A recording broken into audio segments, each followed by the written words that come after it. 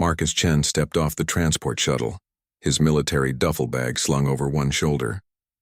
The familiar smell of Earth's atmosphere filled his lungs after 3 years fighting in the Outer Rim Wars. At 19, he looked older than his years. The cybernetic implant above his left temple glowed softly blue, a reminder of the neural interface that had kept him alive during countless battles against the Zephyrian Empire. The spaceport buzzed with activity, but Marcus felt disconnected from it all.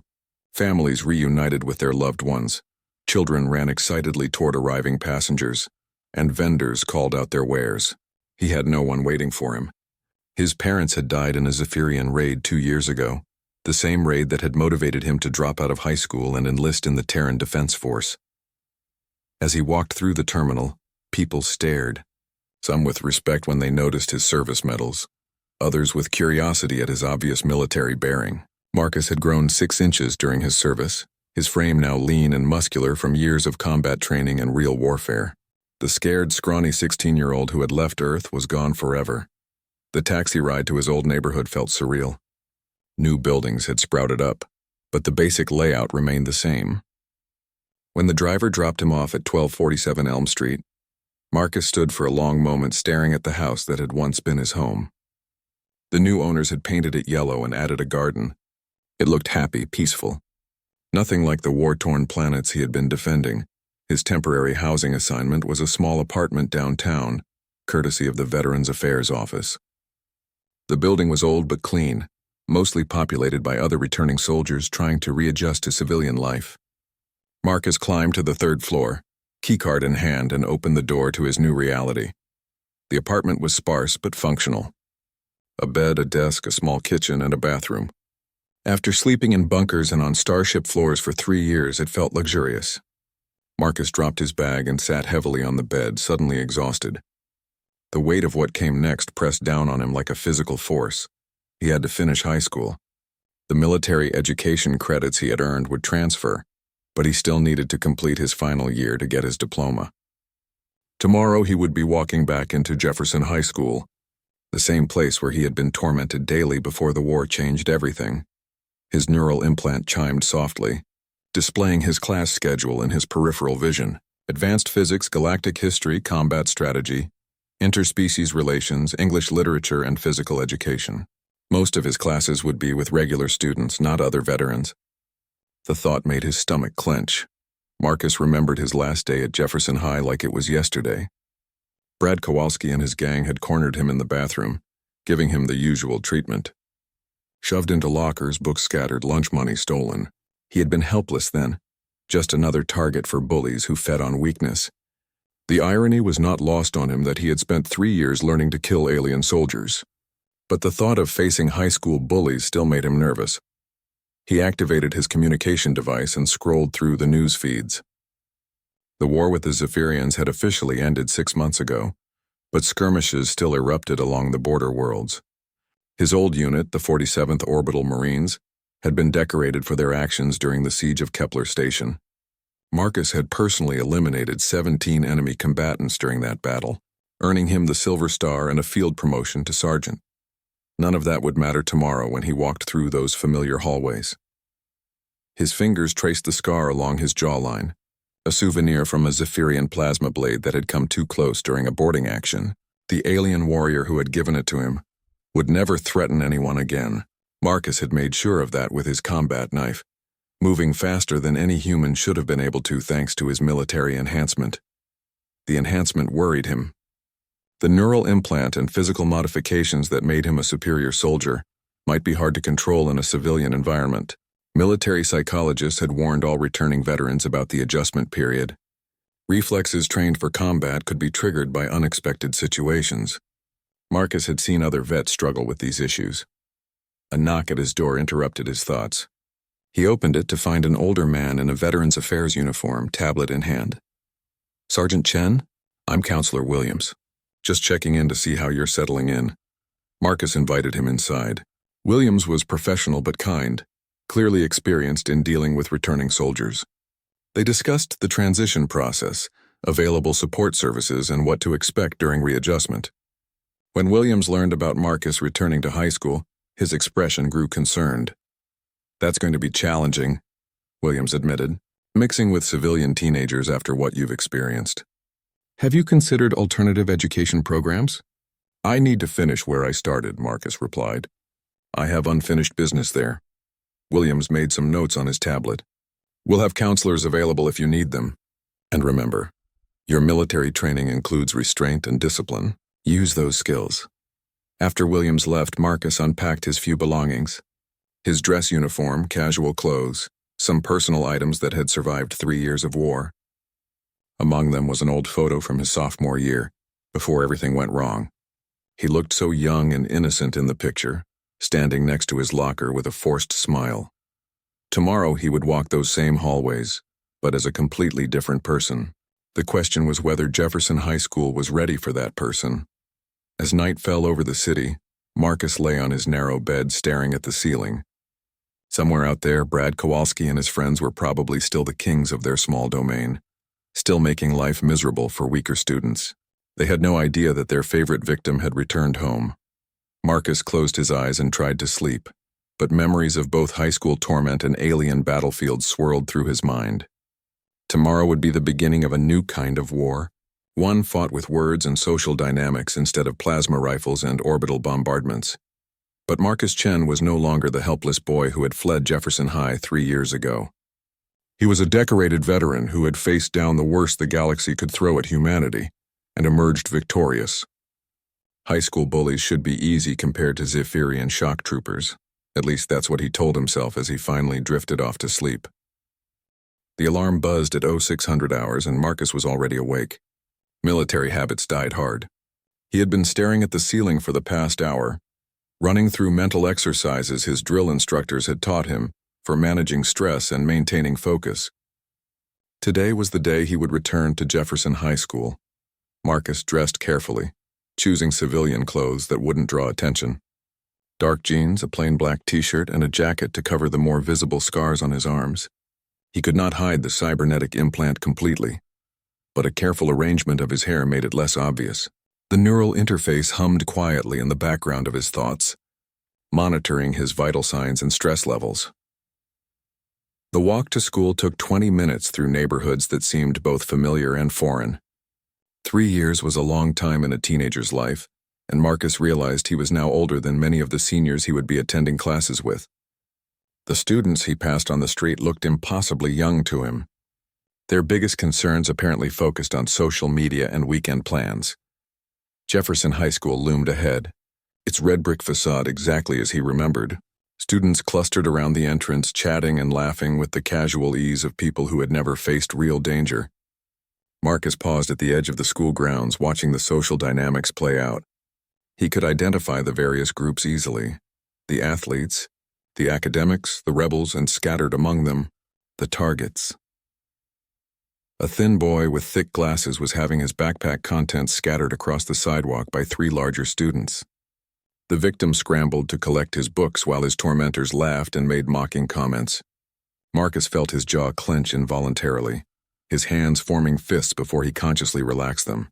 The scene was painfully familiar, except now he was watching from the outside. Hey, Four Eyes, maybe next time you'll remember to bring our homework money, one of the bullies called out as they walked away, leaving the boy to gather his things alone. Marcus recognized the lead bully immediately, even though the boy had grown considerably. Jake Morrison, one of Brad Kowalski's lieutenants from 3 years ago. Apparently some things never changed at Jefferson High. Marcus made a mental note and continued toward the building. The administrative office was exactly as he remembered it, down to the same motivational posters on the walls. Mrs. Henderson, the secretary who had always been kind to him, looked up when he entered. Her eyes widened with surprise and something that might have been relief. Marcus Chen, my goodness, look at you. She stood and came around the desk, studying his face. I heard you had enlisted, but seeing you now, you've certainly grown. Yes, ma'am. I'm here to complete my senior year. Mrs. Henderson gathered his paperwork efficiently, explaining his schedule and the various changes that had occurred during his absence. New security protocols, updated curriculum, and a zero-tolerance policy for violence that Marcus found ironically amusing, given his recent experiences. You'll be starting with first period advanced physics with Dr. Martinez, she explained. handing him a temporary ID card. "He's new since you left, came here from the university. Very excited to have a student with your unique educational background." Marcus made his way through hallways that felt smaller than he remembered. Students moved aside unconsciously as he passed, responding to something in his posture or bearing that marked him as different. Conversations quieted as he walked by, then resumed in whispers behind him. The advanced physics classroom was on the 3rd floor, and Marcus arrived early. Dr. Martinez was a middle-aged man with graying hair and intelligent eyes that lit up when Marcus introduced himself. "Sergeant Chen, I've read about your military service and the technical training you received. Quantum mechanics, plasma dynamics, faster-than-light navigation theory. Quite impressive for someone your age." Other students began filtering into the classroom, and Marcus chose a seat in the back corner where he could observe everyone. The seating arrangement told him everything he needed to know about the class dynamics.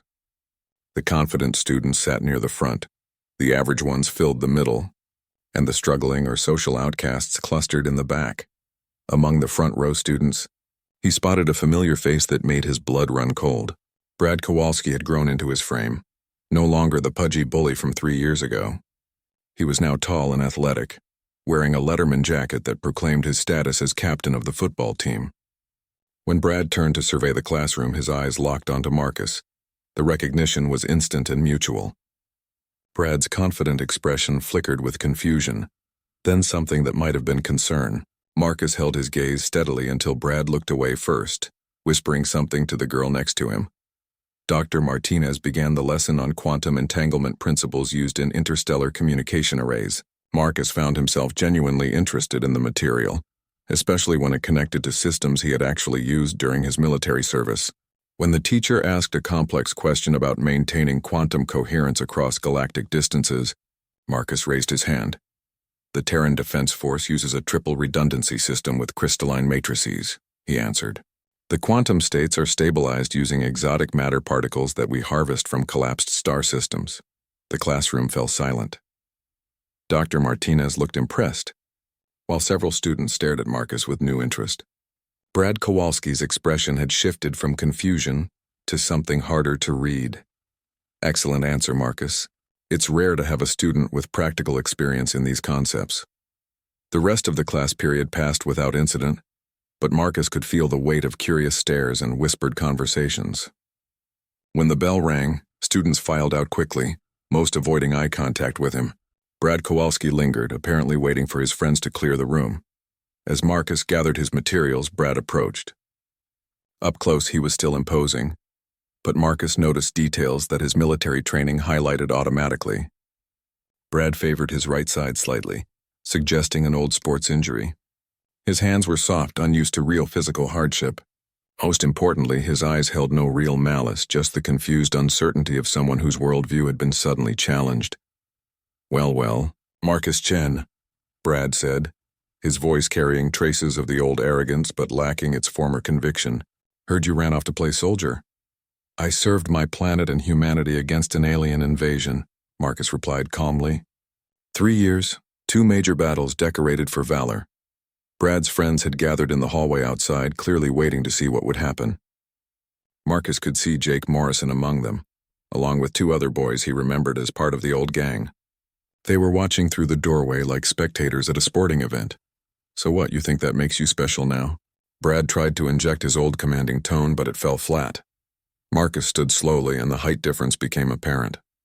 He was now several inches taller than Brad, and his military bearing made him seem even larger. When he spoke, his voice carried the quiet authority of someone who had led soldiers in actual combat.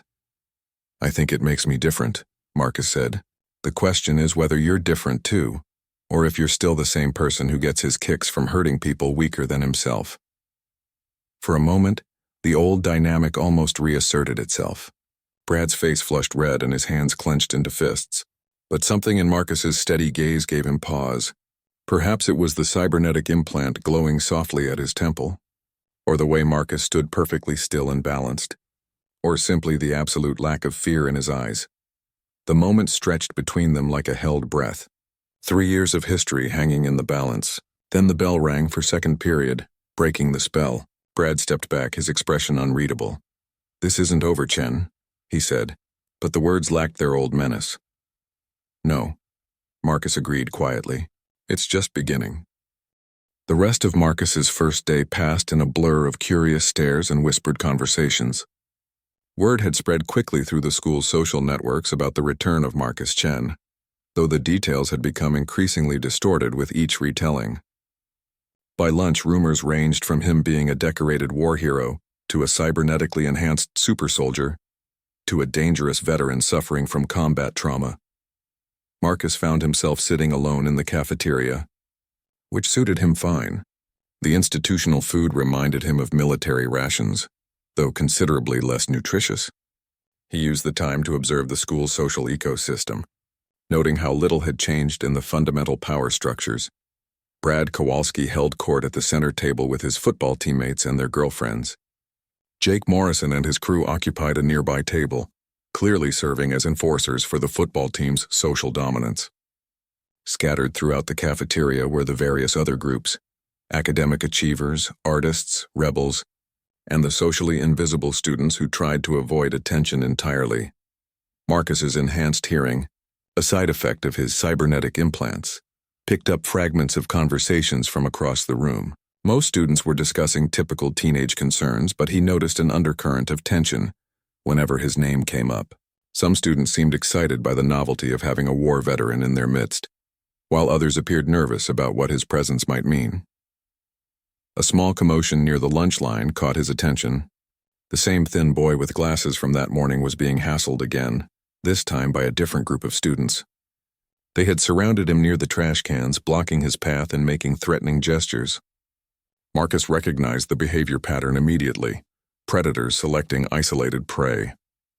He finished his lunch methodically, then stood and walked over to the situation. The bullies were so focused on their target that they didn't notice his approach until he was standing directly behind them. "Problem here?" Marcus asked quietly. The three boys spun around, clearly startled. They were underclassmen, probably sophomores trying to establish their place in the school hierarchy by picking on someone even more vulnerable than themselves. "Mind your own business, freak," the largest of the three said, though his voice cracked slightly on the words. Marcus stepped closer and the boy instinctively backed up. "Actually, this is my business. See, I spent 3 years fighting to protect people who couldn't protect themselves. Old habits." The thin boy with glasses looked up at Marcus with a mixture of hope and terror. Up close, Marcus could see that his name tag read, David Kim, Science Club. His shirt was torn and his books were scattered on the floor again. "We were just talking," one of the other bullies protested weakly. "No, you were intimidating a smaller student," Marcus corrected. "There's a difference. Now I suggest you apologize to David here and find somewhere else to be." The three boys exchanged uncertain glances. They were clearly used to their victims being helpless, not having someone intervene on their behalf. The largest boy tried to puff himself up again. "What are you going to do about it? Hit us? I heard you're some kind of psycho soldier." Marcus smiled, but there was no warmth in it. "I don't need to hit you. Violence is what amateurs resort to when they can't solve problems intelligently, but I could make your lives very complicated in other ways." His neural implant had been quietly scanning the school's network since he arrived, mapping the digital infrastructure and identifying security vulnerabilities. It would be trivial to access academic records, social media accounts, or any number of systems that these boys probably thought were private. "Your choice," Marcus continued conversationally. "Apologize and walk away, or find out what a trained military intelligence operative can do with access to modern information systems." The bullies didn't understand the specific threat, but they grasped the general implications. After a moment of hesitation, they mumbled apologies to David and hurried away, shooting nervous glances back at Marcus. David began gathering his scattered books, his hands shaking slightly. "Thank you," he whispered. "You didn't have to do that." Marcus knelt and helped collect the remaining items. "Actually, I did. This is exactly why I went to war in the first place, to protect people who needed protection." "I'm David Kim," the boy said unnecessarily, given his name tag, Marcus Chen. "And you're going to be fine, David. Things are going to change around here." David looked skeptical, and Marcus couldn't blame him. Promises from well-meaning adults rarely translated into real change for kids in David's position. But Marcus wasn't planning to rely on good intentions. The rest of the lunch period passed quietly, but Marcus noticed several things. First, word of the incident had spread rapidly through the social network. Second, students were watching him more openly now, trying to gauge what kind of person he really was. Third, Brad Kowalski and his inner circle were having an intense discussion at their table, with frequent glances in his direction. His afternoon classes proceeded without major incident. Galactic history was taught by Mr. Patterson, who had been at the school since before Marcus left. The teacher was clearly excited to have a student who had actually participated in recent historical events, asking Marcus to share his perspective on several key battles from the Outer Rim Wars. Combat strategy was more problematic. The class was designed to teach theoretical military tactics to students considering military academies, but Marcus had lived those theories in actual combat. When the instructor, a retired Navy officer named Commander Brooks, presented a scenario about defending a space station against boarding parties, Marcus found himself critiquing the proposed solutions based on real experience. The textbook solution assumes perfect information and ideal conditions, Marcus said when called upon. In reality, you're dealing with limited visibility, equipment failures, injured personnel, and enemies who don't follow your expectations. The siege of Kepler Station lasted 6 hours longer than projected because the Zephyrians used a completely unexpected insertion method. Commander Brooks looked both impressed and slightly uncomfortable. Having a student with actual combat experience changed the classroom dynamic in ways he hadn't anticipated. The final class of the day was physical education, and Marcus had been dreading it. The gymnasium was where much of his earlier torment had taken place, during activities where Brad Kowalski's physical dominance could be displayed most clearly. Coach Williams divided the class into teams for basketball, and the selection process revealed the school's social hierarchies with brutal clarity.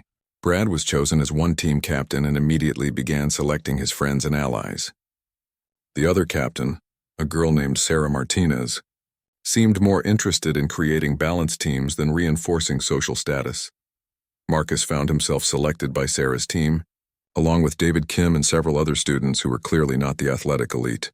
Brad's team was loaded with football players and other natural athletes. The game began as expected, with Brad's team taking an early lead through superior size and coordination. But Marcus's military conditioning quickly became apparent. His reflexes were faster, his endurance greater, and his strategic thinking more advanced than typical high school students. When Brad drove toward the basket expecting easy points, Marcus intercepted the ball with a move that was perfectly legal, but executed with the precision of someone trained in hand-to-hand combat.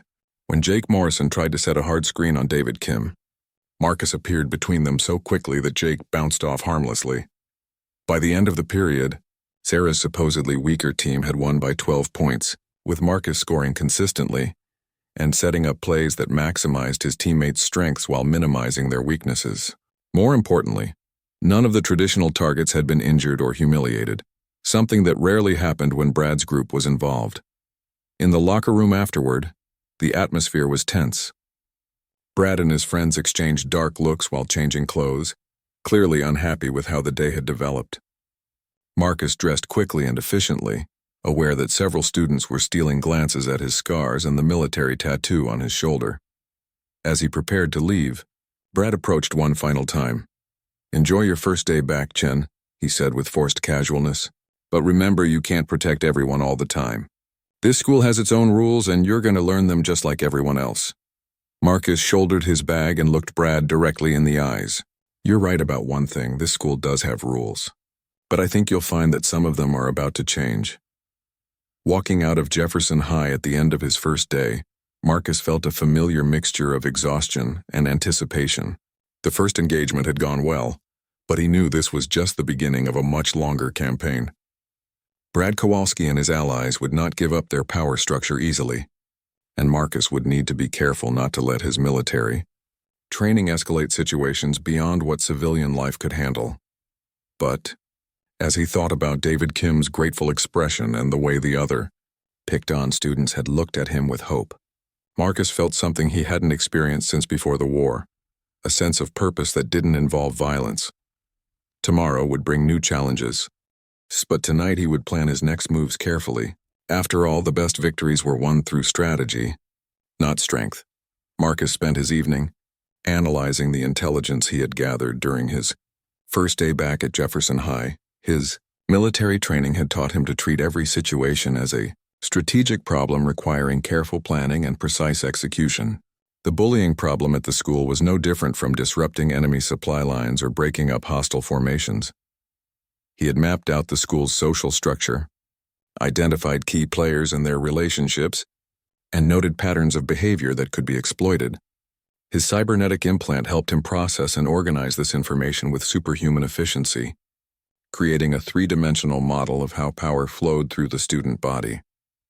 Brad Kowalski remained the primary target, but Marcus had realized that simply neutralizing Brad would not solve the underlying problem. The football captain was a symptom of a larger system that allowed and encouraged aggressive behavior toward weaker students. To create lasting change, Marcus would need to dismantle that entire system. His communication device chimed with an encrypted message from his former commanding officer, Colonel Martinez. The message was brief but concerning. Intelligence suggested that Zephyrian sleeper agents might be operating on Earth, gathering information about human defensive capabilities. Veterans with combat experience were being asked to remain vigilant for any unusual activity. Marcus filed the information away but didn't give it much thought. After 3 years of constant warfare, the idea of alien infiltrators seemed less immediate than the very human problems he was facing at school. He had no way of knowing how wrong that assessment would prove to be. The next morning brought new challenges. Marcus arrived at school to find David Kim waiting for him near the entrance, clearly agitated about something. "They got to my locker," David said without preamble, leading Marcus inside the building. Sometime last night or early this morning, David's locker had been vandalized with crude insults and threats. More concerning was the fact that several of his science project components had been destroyed, including what looked like an expensive holographic display unit. "This is escalation," Marcus observed, examining the damage. "They're sending a message that helping you comes with consequences." "Maybe you should just stay away from me," David said miserably. "I'm used to this stuff, but you're going to make more enemies if you keep helping people like me." Marcus turned to study the younger student carefully. "David, what do you know about asymmetric warfare?" Nothing. I'm in science club, not military history." Asymmetric warfare is when a smaller, weaker force defeats a larger, stronger one by using superior tactics and exploiting the enemy's weaknesses. The Zephyrian Empire had better ships, more soldiers, and superior technology, but humanity won because we were smarter and more adaptable. David looked confused about where this was heading. "Your bullies have more physical strength and social power," Marcus continued, "but they're not as intelligent as you are. They're predictable, emotional, and they've never faced real opposition. That makes them vulnerable. What are you suggesting?" "I'm suggesting that maybe it's time to teach them what happens when they pick fights with people who fight back." Before David could respond, Jake Morrison and 2 of his friends appeared in the hallway. They swaggered over with the confident expressions of predators who had never encountered serious resistance. "Looks like someone had an accident at their locker," Jake said with mock sympathy. "That's what happens when nerds try to play with the big kids." Marcus stepped between Jake and David, but this time his approach was different. Instead of the subtle intimidation he had used before, he adopted a more direct strategy. "Jake Morrison," he said conversationally, 16 years old, lives at 847 Pine Street with his divorced mother. Currently failing 3 classes despite being in remedial sections. Spends most of his time playing online games under the username Jake the Snake 2007. Jake's face went pale. "How do you know all that?" "I know a lot of things," Marcus replied. "For instance, I know that your mother works double shifts at the hospital to pay for your gaming equipment. And I know about those private messages you've been sending to girls who've made it clear they're not interested." The 2 boys flanking Jake exchanged nervous glances. This was not how their usual intimidation sessions went. "I also know that the school has a zero-tolerance policy for harassment, and that your academic probation status means any disciplinary action would result in immediate suspension," Marcus continued. "So here's what's going to happen. You're going to apologize to David for vandalizing his locker. You're going to pay for the damaged equipment, and you're going to find someone else to bother, preferably someone your own size." Jake tried to salvage some dignity. "You can't prove I did anything to his locker." Marcus smiled and tapped his cybernetic implant. I have access to the school's security system, Jake. Would you like me to pull up the footage from last night? I'm sure Principal Roberts would be very interested to see it. It was a bluff. Marcus hadn't actually accessed the security cameras yet, but Jake didn't know that. The boy's shoulders sagged in defeat. Sorry about your locker, Kim, he mumbled, then hurried away with his friends. David stared after them in amazement. How did you do that? How did you know all that stuff about him? Basic intelligence gathering, Marcus replied. Most people leave digital footprints everywhere they go. Social media profiles, academic records, public information databases. It's not hard to compile a comprehensive profile if you know what you're looking for. That's incredible. Could you teach me how to do that? Marcus considered the request. Teaching David basic intelligence techniques would give the younger student tools to protect himself, but it also risked escalating the conflict in unpredictable ways. Maybe, he said finally, but first you need to understand that information is a weapon, and weapons require responsibility. You don't use them unless you're prepared for the consequences. The morning classes proceeded more smoothly than the previous day. Word had spread about the locker incident and its resolution, and Marcus noticed that students were giving him more space in the hallways. Some looked at him with admiration, others with wariness, but none with the casual disregard that had characterized his earlier experience at Jefferson High. During lunch, an unexpected visitor appeared at his table. Sarah Martinez, the girl who had been the opposing team captain in yesterday's basketball game, approached with her lunch tray. Mind if I sit? She asked. Marcus gestured to the empty chair across from him. Sarah was clearly one of the school's natural leaders, someone who commanded respect through competence rather than intimidation. Her presence at his table would send its own message through the social network. I wanted to thank you for yesterday, she said, after settling in. The way you included everyone in the game, made sure nobody got hurt. That was good leadership. Just playing basketball, Marcus replied, though he appreciated the recognition. No, it was more than that.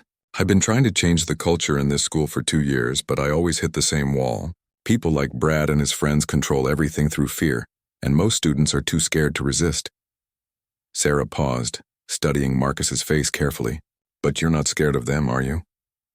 I've faced worse, Marcus said simply. I heard about what happened with Jake Morrison this morning. Word travels fast around here. Some people are saying you have supernatural powers or government connections or something ridiculous like that. Marcus almost smiled at that. If they only knew about his military enhancements and security clearances, the rumors would probably get even wilder. I just have different skills than most high school students, he said. Skills that could help a lot of people if they were used properly, Sarah suggested. I run a student group that's been documenting bullying incidents and trying to get the administration to take action. But we never have enough evidence, and the victims are usually too intimidated to speak up officially. What are you proposing? Partnership. I provide local knowledge and legitimate channels for change. You provide whatever it is you do that makes bullies back down. Together, maybe we can actually fix some things around here.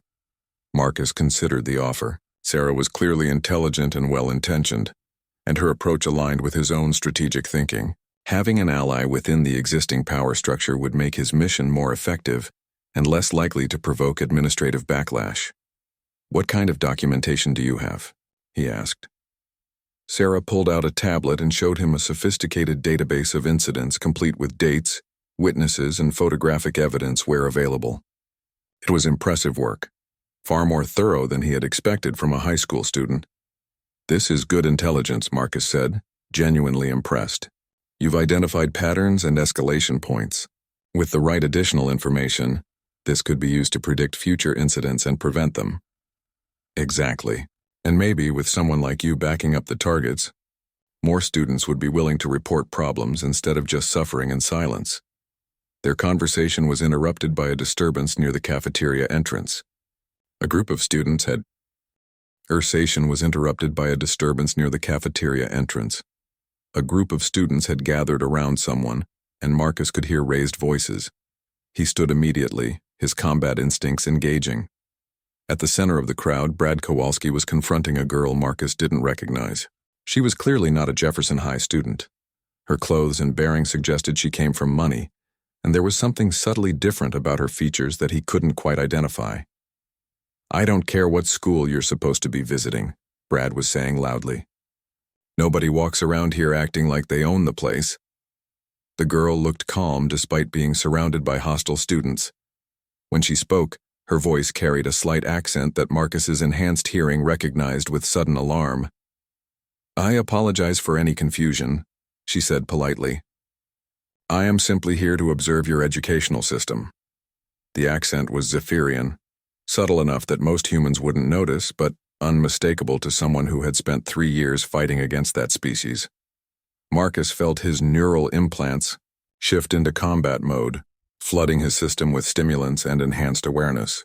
A Zephyrian agent in his high school, on the same day he had received warnings about possible infiltrators. This was no coincidence. The question was whether she had come looking for him specifically, or if she was here for some other reason. Either way, Marcus realized that his quiet campaign against high school bullies had just become infinitely more complicated. Marcus moved through the crowd with practiced stealth, his military training allowing him to approach the confrontation without drawing attention. His cybernetic implants were running full tactical analysis, scanning the mysterious girl for weapons, communication devices, and biological markers that might confirm his suspicions. The girl appeared to be around 17, with pale skin and dark hair that could pass for human at first glance. But Marcus's enhanced vision picked up subtle differences: slightly elongated fingers, eyes that reflected light differently, and most telling of all, a faint bioelectric signature that registered on his implant's sensors. Definitely Zephyrian, but somehow disguised to appear human. Brad was still confronting her, his voice getting louder as he enjoyed having an audience. "I asked you a question, freak. What school are you supposed to be from?" "Northside Academy," the girl replied smoothly. "I am participating in an exchange program to study human educational methods." It was a reasonable cover story, and she delivered it with convincing sincerity. If Marcus hadn't been specifically trained to identify Zephyrian infiltrators, he might have believed it himself. But her accent, her body language, and most importantly, her biometric readings all confirmed what his combat experience already knew. "Well, go study somewhere else," Brad said, stepping closer in an obvious attempt to intimidate her. "We don't need any weird exchange students making our school look bad." The girl's expression remained calm, but Marcus noticed her posture shift slightly. It was subtle, almost imperceptible, but he recognized it as a combat stance. Whatever this Zephyrian agent was here for, she was prepared to fight if necessary. Marcus made his decision. Moving quickly through the crowd, he appeared beside Brad with the silent grace that had made him effective in special operations. "Problem here?" he asked, using the same words he had used the day before with David Kim's bullies. Brad spun around, clearly frustrated at being interrupted again. "This doesn't concern you, Chen. Just some weird foreign student who needs to learn her place." "Actually, I think it does concern me," Marcus replied, his eyes never leaving the girl's face. "Especially since I don't believe she's really a student at all." The girl's eyes widened slightly, and Marcus caught a flicker of something that might have been recognition. She knew who he was, which confirmed his worst suspicions. This was not a random infiltration. She was here specifically because of him. "I'm sorry, but I don't understand," she said, maintaining her innocent facade. "I have all the proper documentation for my visit." "I'm sure you do," Marcus said conversationally. "The question is whether that documentation would hold up under serious scrutiny, or whether your physiology would hold up under detailed medical examination." The crowd around them was getting restless, sensing that something important was happening, but not understanding what. Brad looked confused by the tension between Marcus and the girl, but he was too focused on asserting his dominance to back down. "What are you talking about, Chen? She's just some stuck-up private school girl who needs to be taught some manners." Before Marcus could respond, the girl made her move. In one fluid motion, she stepped past Brad and grabbed Marcus's arm with inhuman speed and strength. To the watching students, it might have looked like she was seeking his protection, but Marcus felt the pressure points she was targeting. A Zephyrian combat technique designed to disable opponents quickly and quietly. Unfortunately for her, Marcus's military enhancements included reinforced bones and distributed neural pathways that made traditional pressure point attacks ineffective. Instead of collapsing in apparent pain, he twisted free and caught her wrist in a grip that made her gasp. "Nice try," he said quietly, speaking in fluent Zephyrian. "But you'll have to do better than that, warrior." The girl's disguise finally cracked, her alien features becoming more pronounced as stress hormones flooded her system. The watching students began to murmur in confusion and alarm as they realized something very strange was happening. "Impossible," she whispered back in her native language. "How did you know?" 3 years fighting your people teaches you to recognize the signs," Marcus replied, still speaking Zephyrian. "The question is what you're doing here and whether you're alone." Brad and the other students were staring in shock at the rapid-fire exchange in an alien language. Several people had pulled out their phones and were recording the scene, which Marcus realized could become a serious problem very quickly. The girl seemed to reach the same conclusion, with a move that was definitely not human. She twisted free from Marcus's grip and leaped backward in a 15-foot arc that carried her over the heads of the startled crowd. She landed in a crouch near the cafeteria exit, her disguise now completely abandoned as her true Zephyrian features became visible. Pandemonium erupted in the cafeteria. Students screamed and ran in all directions, some trying to get closer for better video footage, others fleeing in terror. Through the chaos, Marcus kept his eyes locked on the Zephyrian agent as she calculated her next move.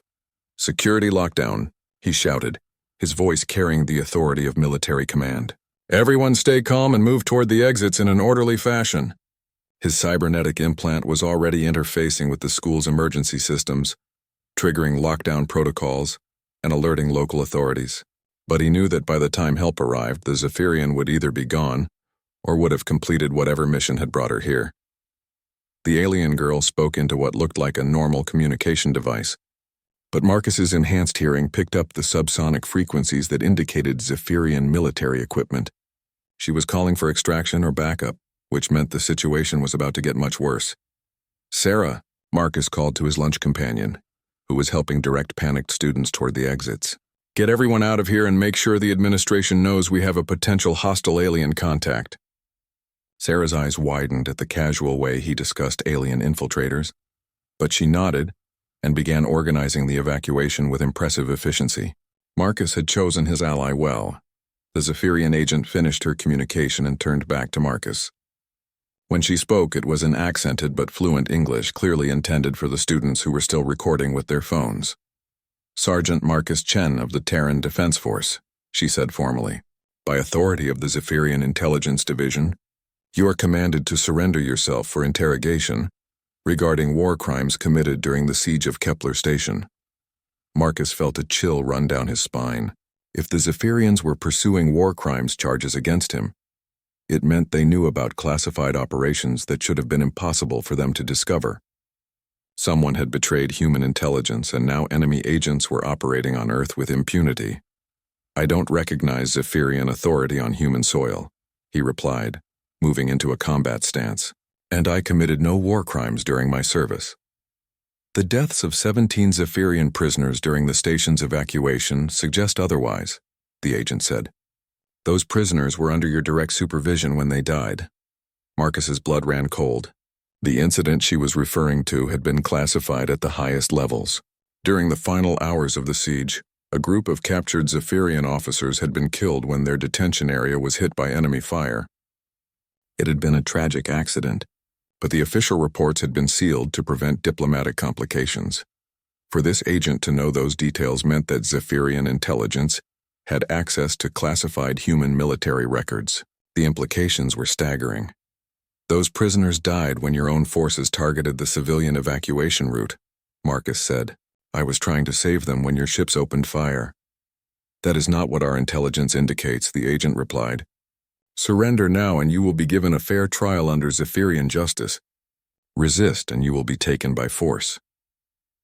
The cafeteria was almost empty now, except for a few students who were still recording from what they thought was a safe distance. Marcus noticed that Brad Kowalski had remained near the scene, apparently too shocked to move. Marcus's neural implant chimed with an incoming priority message from Terran Defense Command. The text was brief but urgent. "Multiple Zephyrian agents detected planet-wide. Do not engage alone. Await backup." But backup would take time to arrive, and Marcus was not about to let this agent escape to report on human defensive capabilities or continue her mission. He had spent 3 years learning to fight Zephyrians in space, but fighting one in a high school cafeteria presented unique challenges. "Last chance, human," the agent said, her hand moving to what looked like an ordinary student backpack, but which Marcus's scanners identified as containing sophisticated weapons and equipment. "I gave my last chance to your people at Kepler Station," Marcus replied, his own enhanced systems coming online. "You didn't take it then either." The Zephyrian agent smiled, revealing teeth that were definitely not human, and reached for her concealed weapons. Marcus moved at the same instant, his military conditioning taking over as the familiar rhythm of combat began once again. The fight that erupted in Jefferson High's cafeteria was unlike anything the school had ever witnessed. Marcus's enhanced reflexes allowed him to close the distance before the Zephyrian agent could fully deploy her concealed plasma weapon. His shoulder check sent her stumbling backward, but she recovered with inhuman agility, using her momentum to launch a spinning kick that would have shattered a normal human's ribs. Marcus caught her leg and twisted, sending her crashing into a lunch table. The impact would have disabled most opponents, but Zephyrian physiology was adapted for higher gravity worlds. She rolled smoothly and came up with a crystalline blade that hummed with energy. The remaining students scattered as the two combatants circled each other among the overturned tables and scattered lunch trays. Brad Kowalski had finally found the sense to retreat, but Marcus could see several phone cameras still recording from the cafeteria entrance.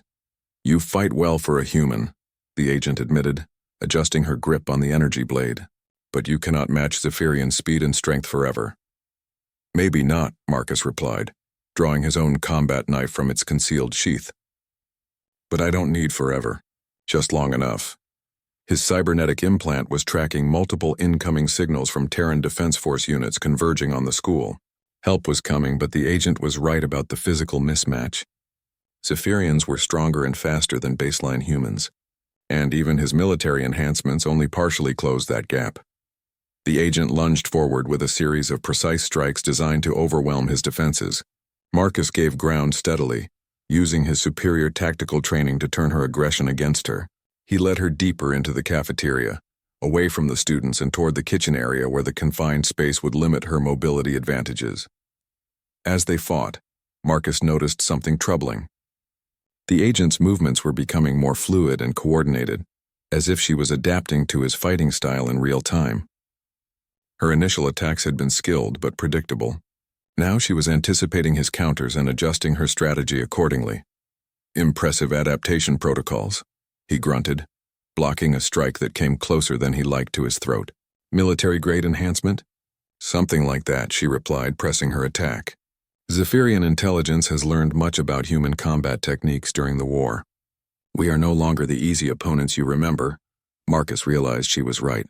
This agent fought with a combination of natural Zephyrian capabilities and studied human tactics that made her far more dangerous than the enemy soldiers he had faced during the war. The Zephyrians had been learning from their defeats, incorporating captured human military doctrine into their own training. The energy blade whistled past his ear as he ducked and rolled behind the serving counter.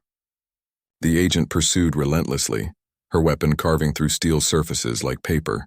Marcus used the industrial kitchen equipment as cover, maneuvering toward the emergency exit that would give him more room to maneuver. "Your resistance is pointless," the agent called out, systematically destroying his cover. "My mission parameters include multiple contingencies. Even if you defeat me, others will complete the objective." "What objective?" Marcus demanded, using the conversation to mask his movement toward a large industrial refrigerator. "Verification of human defensive capabilities," she replied. "Your military enhancements, tactical doctrine, and psychological weaknesses. Information that will prove very useful when the second wave begins." Marcus felt his blood chill. The war was supposed to be over, but apparently the Zephyrians were already planning for round 2, and they were using intelligence gathered from operations like this one to prepare for it. The agent rounded the corner and found herself facing the open door of the industrial freezer. Marcus had used his cybernetic interface to override the safety locks and supercharge the cooling system. The temperature inside was now well below what Zephyrian physiology could tolerate. But instead of avoiding the trap, The agent smiled and stepped directly into the freezing air.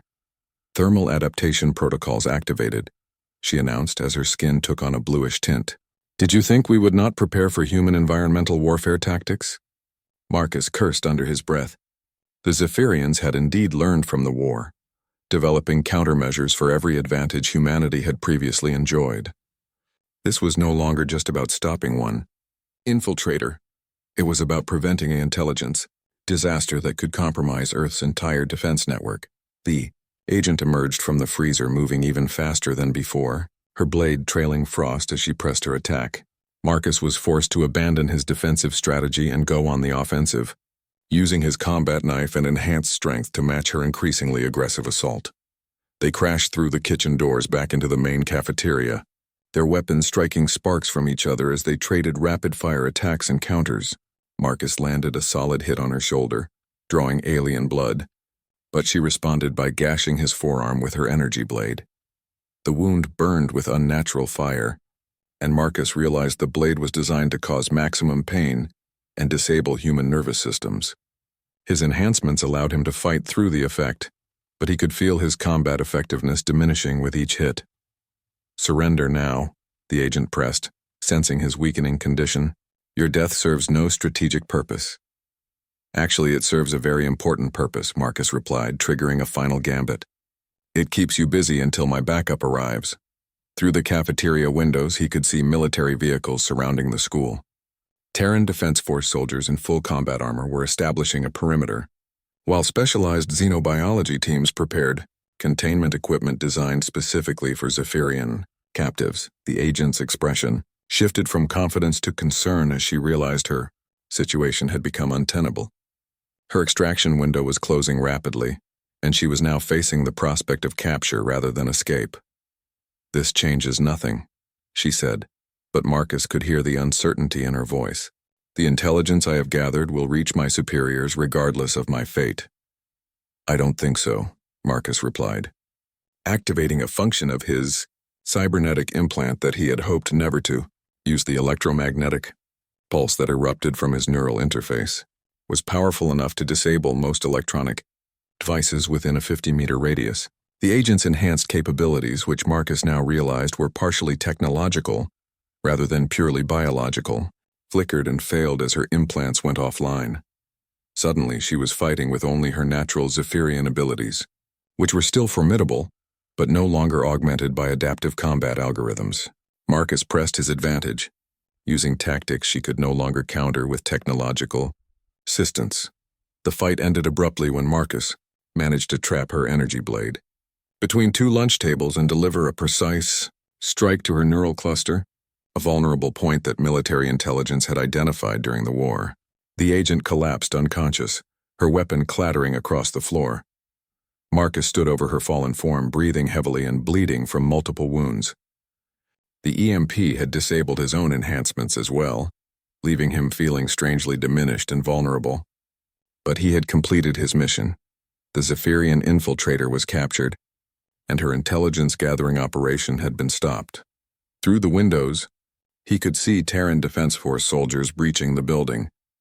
Within minutes, the cafeteria was filled with heavily armed troops who efficiently secured the unconscious agent and began processing the scene. Colonel Martinez himself arrived to debrief Marcus, his expression grim with the implications of what had occurred. Sergeant Chen, he said formally, it appears your return to civilian life has been more eventful than anticipated. Yes, sir, Marcus replied, accepting medical attention from a field medic. But I think I'm beginning to understand why you wanted veterans to remain vigilant. This was not an isolated incident, the colonel confirmed. We've detected similar infiltration attempts at 12 other locations, all targeting veterans with classified knowledge of our military capabilities. Marcus felt a chill that had nothing to do with his injuries. They're preparing for another war. It appears so. Which means your service to humanity is far from over, soldier. As Marcus watched the Zephyrian agent being loaded into a containment unit, he realized that his campaign against high school bullies had suddenly become much more complicated. The skills he had developed fighting aliens in space were once again desperately needed. But now the battlefield was his own home planet. The war had come to Jefferson High School, and Marcus Chen was once again a soldier, whether he wanted to be or not.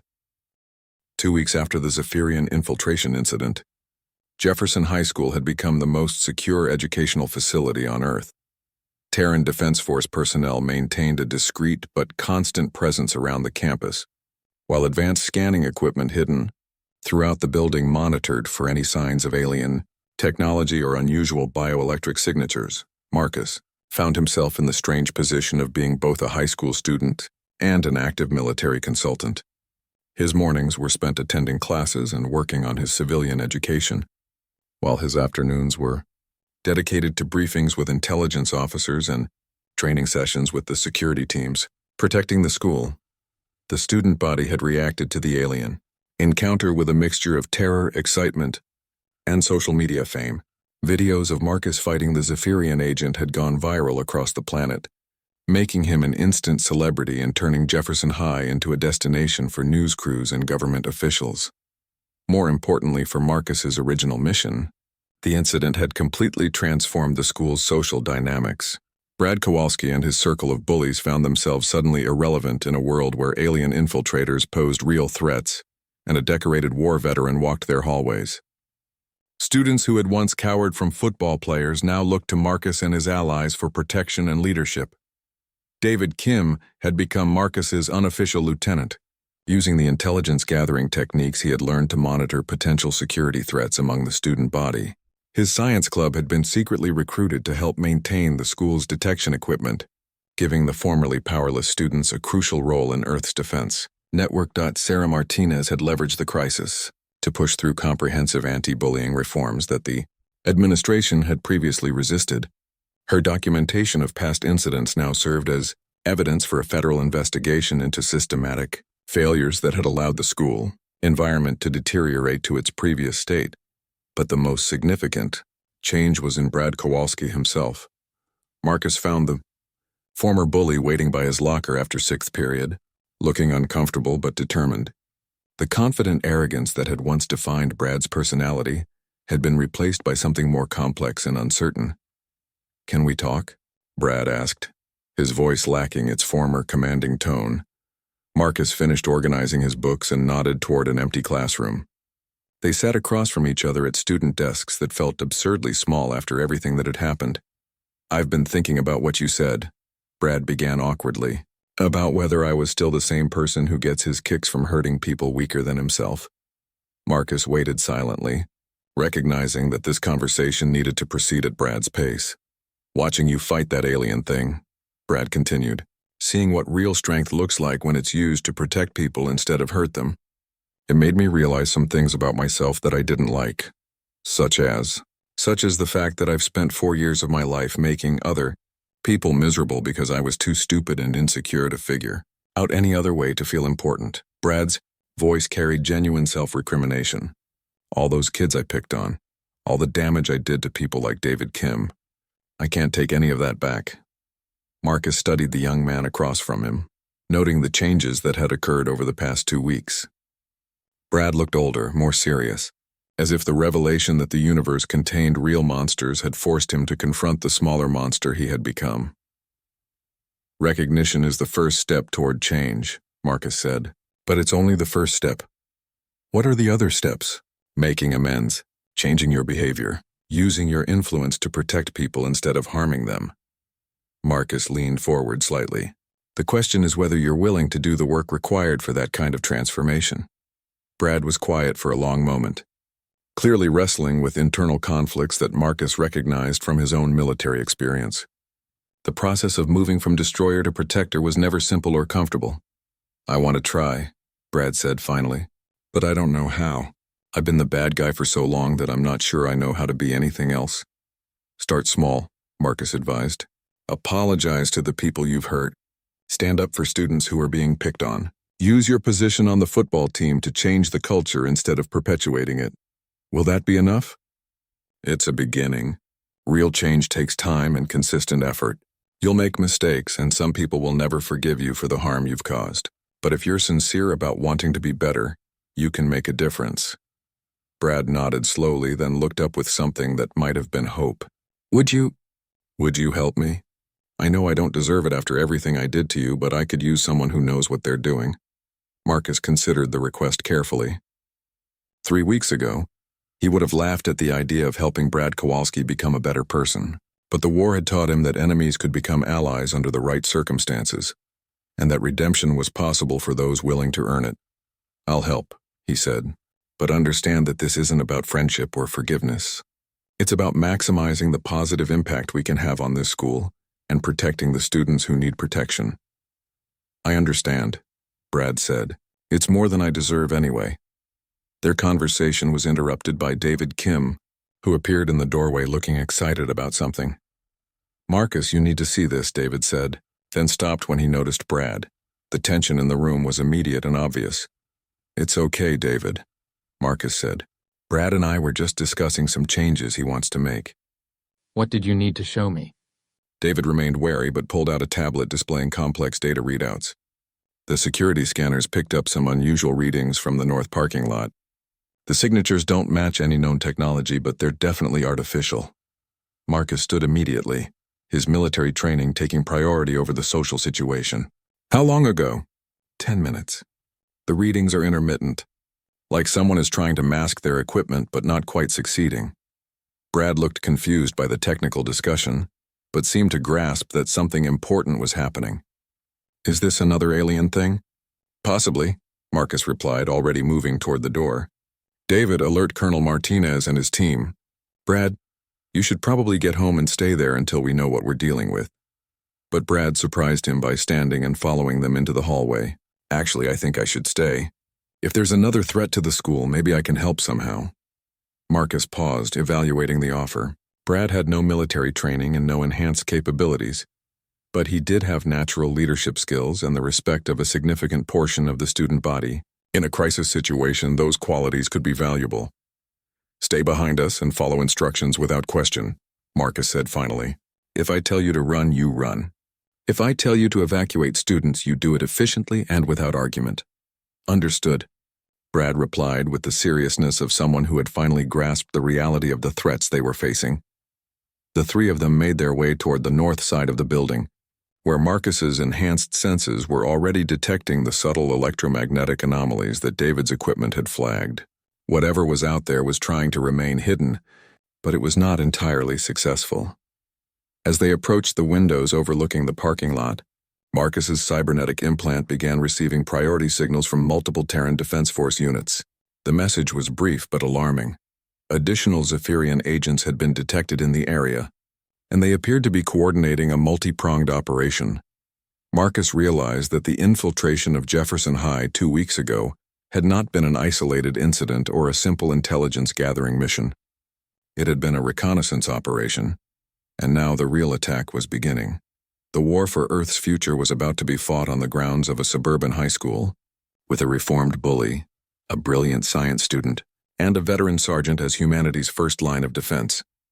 Marcus checked his weapons and activated his combat protocols, grateful that his cybernetic systems had been fully repaired and upgraded since the last encounter. This time he would be ready for whatever the Zephyrians brought to the fight. But as he watched shadowy figures moving through the parking lot with inhuman grace and precision, Marcus wondered if being ready would be enough. The enemy had learned from their previous failure, and they were coming back with better equipment, superior tactics, and the element of surprise. The battle for Jefferson High School was about to begin, and the fate of humanity's next generation hung in the balance. Outside in the parking lot, the Zephyrian assault team finished their preparations and began their advance toward the school building, unaware that their approach had been detected by 3 unlikely defenders who were determined not to let them succeed. The final confrontation between human determination and alien superiority was about to unfold in the most unexpected of battlefields, where the lessons of war would be tested against the power of courage, friendship, and the unbreakable human spirit.